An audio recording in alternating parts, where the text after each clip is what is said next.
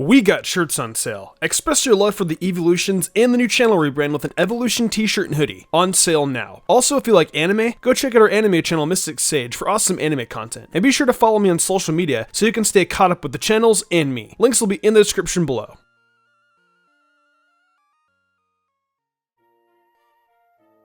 So a few times now, I've gone and ranked all of the gym leaders from certain games like Red and Blue and the Johto series, so I figured I would revisit the concept once more today and tackle the gym leaders from Hoenn in Ruby and Sapphire. Usually the gym leaders, there is this idea that they get progressively more difficult as you move through your gym challenge, but that really is not always the case. I'm taking a few things into consideration when I rank these leaders, such as the Pokemon you'll be up against versus the selection of Pokemon you have available to you at the point in the game, as well as the moves available to you versus the moves on their Pokemon. Even if a gym leader has Pokemon over level 40, that doesn't exactly mean they're harder to beat than any early gym leader with a level 14 that might just be pretty tough for that part of the game. Let's get right into things and see just what kind of challenge Hoenn has for us. Starting off this list is the curious case of the second gym leader, Brawley. You actually don't have to battle Brawley until you have every other gym badge in the game. If you can believe it, it's completely possible to skip him and take on the other 6 gym leaders that come after. You can also do this with Winona, but I won't be holding that against her because most people actually skip Brawley completely by accident. When you get to Duvor Town in Ruby and Sapphire, you need to give Steven Stone a letter in the cave. And after that, you're able to head right to Slateport and get on with the rest of the game. From there, you can progress throughout the rest of the game no problem, albeit without the usage of the Flash HM. Brawley's 2 Pokemon are a Makuhita and Machop, and if you fight him when you're originally intended to, it can be a little bit of a challenge. They both have good attack stats and can really come at your starter Pokemon with their stab fighting moves. They can easily be countered, however, by a Taillow using Wing Attack. Taillow, without a doubt, would outspeed both of these Pokemon, and if it's also level 18, it's going to be hitting just hard enough to possibly one-shot them both. There is an even simpler option, and that's finding yourself a Ralts on Route 102, the same place where Wally gets his own at the start of the game. Ralts will be able to use Confusion to do some pretty good damage to both of Brawley's Pokemon. You've got a few options, but combined with the fact that you can come back and wipe the floor with this gym leader later on, really just stacks the deck against this poor gym leader. Following up Brawley is the very first gym leader in Hoenn, and the one that comes before him, Roxanne. It's a bit unfortunate that Roxanne falls into the same hole that a few gym leaders did during the first couple generations of Pokemon, being a rock-type user when 2 of the starter options are grass and water. Roxanne's 2 Pokemon are a level 14 Geodude and a level 15 Nosepass, and both are going to get absolutely trounced by water and grass types. It is especially bad for Geodude, as it is dual-typed with ground, and will definitely get one shot by a well-placed Absorb or Water Gun, though the challenge becomes a lot more real if you decide on Torchic as your starter. You'd have to evolve it into a Combuskin and end up overleveled just so you can get your hands on Double Kick, a super effective fighting type move. Depending on if you're playing Ruby or Sapphire, you'll have access to 3 Pokemon that can assist you in taking down Roxanne: Lotad, Seedot, and Shroomish. Those 3 can back up Torchic well, but you'll need to trim them up a bit because Nosepass hits pretty hard with its Rock Throw / Rock Tomb combo, and can take a hit or two, even when it is super effective. Roxanne is on paper the easiest gym leader in the region, but even then, she offers the smallest bit of a challenge.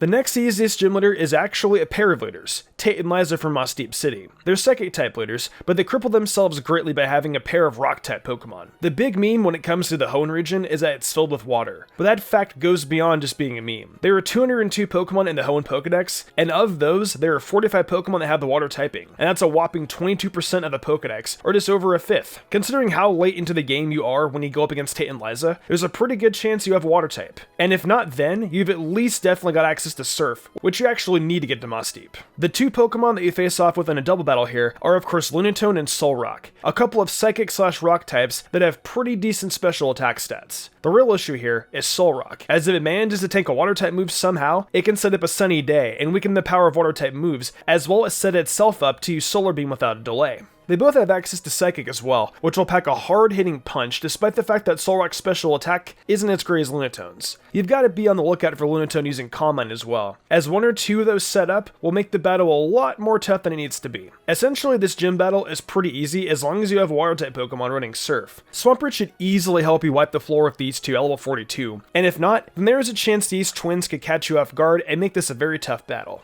Rounding out the bottom half of easier gym leaders is the third in Hoenn, the cheerfully electrifying man, Watson. Watson is where things start to get a little more tricky in Hoenn, as his team of electric types are fitted with the move Sonic Boom across all 3 Pokemon. The move Sonic Boom has an automatic 20 HP worth of damage to whatever Pokemon it can beat, and this early in the game, you can easily have your Pokemon taken out by just 2 or 3 usages. It can get worse though, as if you aren't using Marshtomp at this point, you don't have an immunity to the plethora of electric type moves his team carries. The 3 Pokemon he has are Voltorb, Magnemite, and Magneton, and each one of them is pretty good in its own right. The best of the 3 starters to have here is definitely Marshtomp, though having a Combuskin can also come in handy here, as its fighting type moves will help out greatly against Magneton and Magnemite Steel typing. Grovyle is only really any good here for resisting the electric type attacks, but the point is, none of them will enjoy taking Sonic Booms or Voltorb self-destruct. If you want Watson to be at all an easy battle, I'd suggest getting your hands on a Shedinja. Shedinja's only weakness in this battle will come to Voltorb's rollout, and to a lesser extent, Supersonic for Magnemite and Magneton. If you're not running either Shedinja or Marshtomp when you're up against Watson, you can expect a challenging battle that may take more than just one try to get through.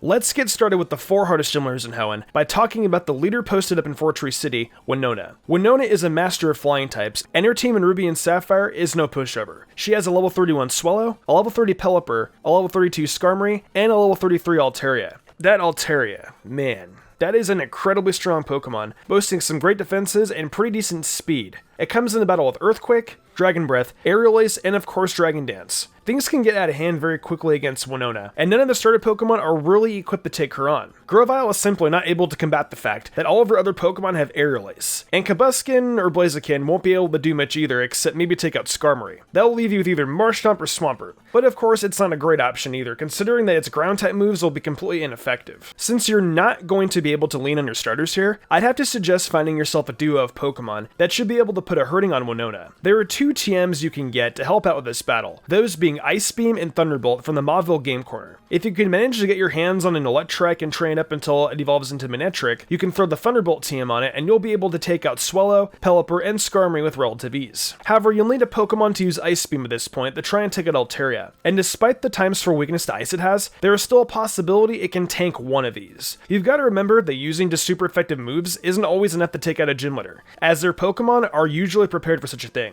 This battle can be made easy, but any battle can be. It's still incredibly challenging if you don't take the steps of having a good, fast electric type on your side, and of course an ice type move. Taking the 3rd place slot in difficulty here is the 4th gym leader you face, Flannery. I brought up before in videos just how difficult it can be to deal with her, and while it is even tougher in Emerald, her Torkoal in Ruby and Sapphire is an absolute nightmare. It's level 28 and uses Overheat, while backing those 2 moves up with Attract and Body Slam. Game Freak knew what it was doing when they gave Torkoal Attract because they also made it female. Most starters are male in the 3rd generation, so if you thought you'd waltz in with Marshtomp and went the floor of this challenge, you've got another thing coming. That Overheat is also so strong, it's even possible that it could one-hit most of your team whether they resist fire or not. And Body Slam can get very annoying with its chance of paralyzing you. I know I'm completely ignoring the 2 Slugma she has, but this battle's difficulty is all about that dang Torkoal. The best way to defeat her is essentially to know what is coming. You're going to want to get your hands on a Graveler and make sure it is female. You'll have access to Magnitude at that point, and with the resistances, you should be able to deal with Overheat and Body Slam, or at the very least get Torkoal's special attack down enough for the rest of your team to come in and get a victory. This battle is very difficult and very annoying, and again, it's also much worse than Pokemon Emerald. If I was making this ranking based off of that game, Flannery would be sitting at number 1 without a question. Plus, albeit I've ignored them up until now, both of her Slugma have Sunny Day and Light Screen, which can easily be used to power up Torkoal's Overheat even stronger, and its special defense will also get buffed too, completely taking water type moves off the table. Don't ever sleep on Flannery and this Torkoal, folks.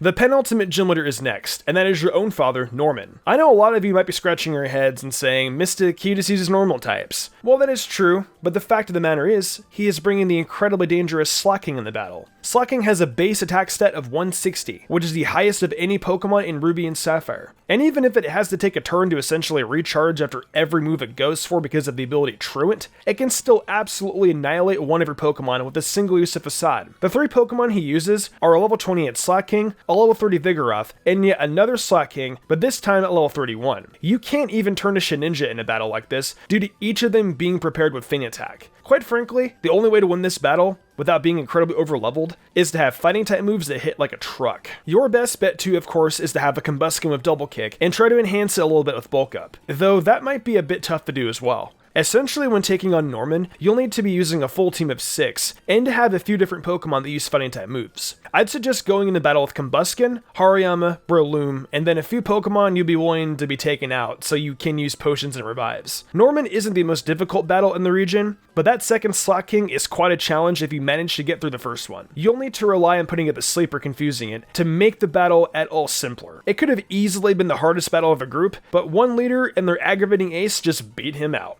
That's right, closing things out here is the final leader of the region, Wallace. Wallace is a master of water-type Pokemon, and his team surely backs up that claim. He's got himself a Luvdisc, Celio, Seaking, Whiscash, and Milotic. Let me tell you, if you thought Slacking was a pain to deal with, then Milotic is going to absolutely ruin your day. It makes sense that the final gym leader would be a challenge, but Wallace's Milotic is practically unfair. Swampert and Blaziken won't be much of a match for it, and Sceptile really won't be either. Milotic has a stunning base 125 special defense and a great base 100 special attack, along with a chunky 95 base HP. You've got to deal with a real special wall that is only weak to moves that hit from the special side in Gen 3 prior to the split. Milotic has Recover, Twister, Ice Beam, and Water Pulse on its side, so it can cover against all 3 starters essentially. In order to defeat Wallace, you're going to need to chip away at his entire team prior to reaching this monster, and even then, you'll need to have plenty of potions and revives just to get past the many times it'll be able to use Recover. I can't even say you can turn to status elements like Burn and Poison, because then Milotic will receive a 50% boost to its defenses thanks to its Marvel Skill ability. However, with enough perseverance, you can probably use Toxic on it and try to win a stall in battle against it. The fact that you need to resort to Toxic stall just goes to show how difficult of a battle this is, and I can assure you that without being overleveled, that the odds of winning this one in try isn't all that likely. There's a reason why Wallace goes on to become the champion in Pokemon Emerald, and I'm willing to bet his Milotic is a part of that.